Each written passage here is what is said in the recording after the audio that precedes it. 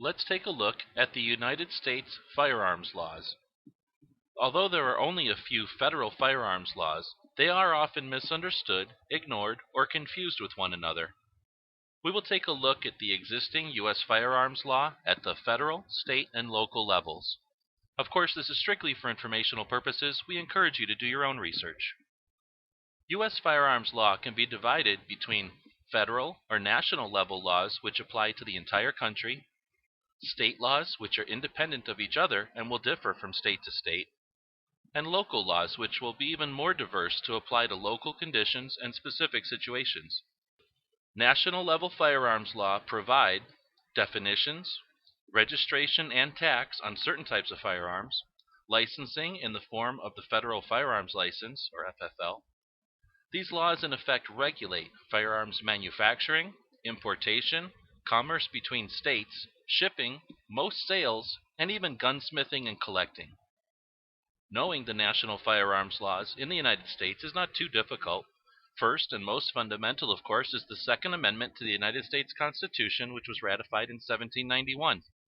Now, we didn't see another piece of federal firearms legislation until 143 years later with the National Firearms Act of 1934, which was a reaction to the media attention given to the gangsters brought to power during federal prohibition on alcohol.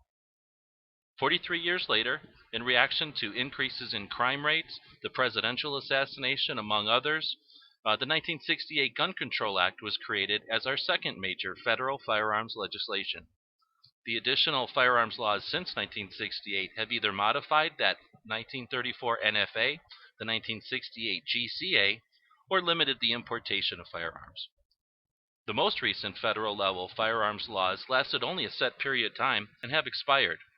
These expired laws have left us with many years' worth of information we can use to evaluate their effectiveness, if we choose to learn from it. State level of firearms law often create further definitions on firearms. They regulate concealed carry.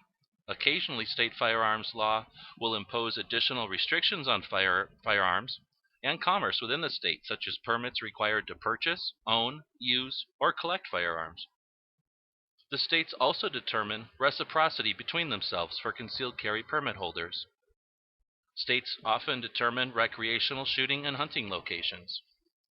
Firearms law may also be imposed at the local level. Counties, cities, parks, businesses, even homeowners associations may all have the ability to restrict firearm use, depending on the state.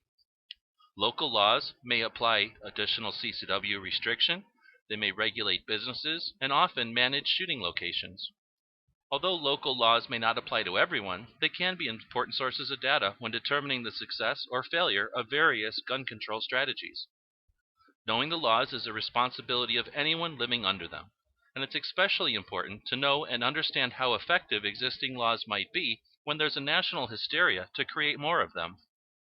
We already have over 20,000 laws in the United States that deal specifically with firearms.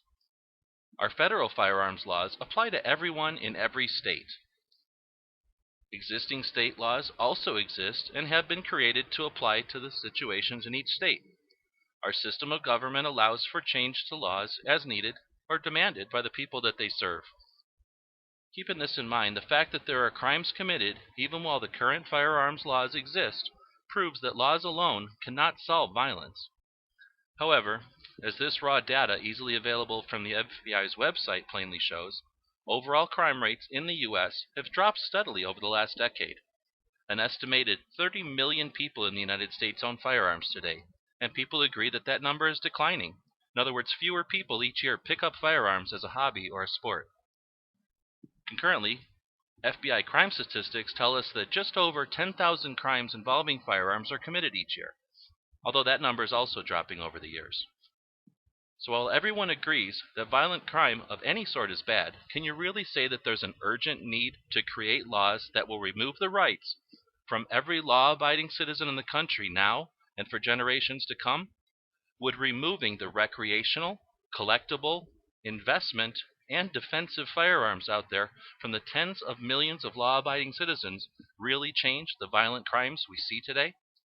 We hope that this perspective might encourage anyone who is still on the fence about firearms to take a closer look at the firearms laws that we have here in the United States today, how well they have worked, and what additional laws might mean.